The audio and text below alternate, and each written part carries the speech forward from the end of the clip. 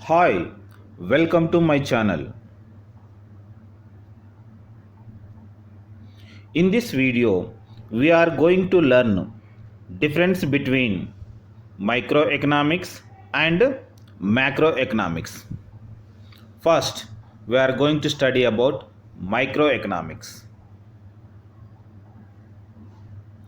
The word micro derived from the Greek word micros, M-I-K-R-O-S. Micros means small. It is the study of individual economic units.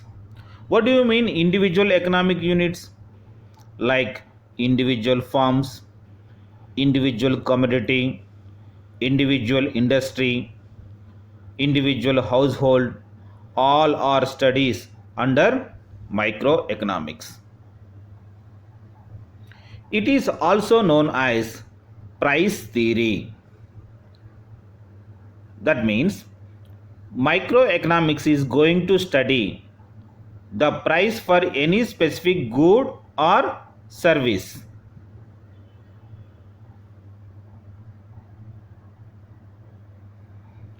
It is a partial equilibrium analysis. What do you mean equilibrium? Equilibrium means equal. Partial means in this microeconomics, it studies only one part of the market to attain the equilibrium. That means it is going to study one variable factor. Other factors are not considering in this microeconomics. It is the mechanism of price which dependent on demand and supply. That means price of a commodity or product dependent on its demand and supply.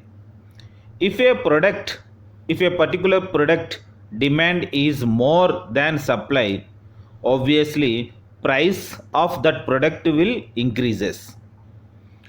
If the demand is less than supply, at that time the price of the product decreases.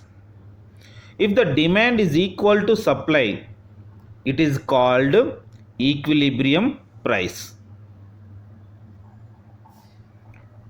It is popularized by Alfred Marshall. In this microeconomics, Alfred Marshall was very famous.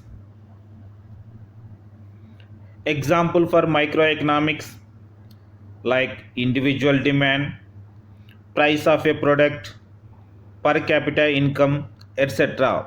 studies under microeconomics. Next, macroeconomics.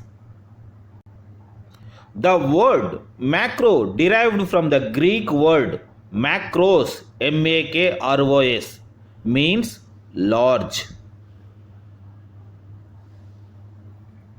It is the study of economic system as a whole. That means in this macroeconomics, we are going to study all aggregates. Aggregates means total. For example, aggregate demand for gold in the world. That means what is the total demand for gold in this world, and aggregate supply of the gold. What is the total supply of the gold? Like that, aggregate demand for steel in India, total income of a country, a particular country. If you study all these things, comes under macroeconomics. That means we are studying the entire economic system as a whole. It is also known as income and employment theory. In this macroeconomics, we are going to study government policies, economic stability, employment level, and different product services prices in an economy, etc. It is a General equilibrium analysis. Under macroeconomics, we are considering all aggregate units. For example, a producer wants to produce a particular good. He should consider product market demand and supply and factor market demand and supply. Based on that, he is going to decide the product price and where he want to sell that particular product.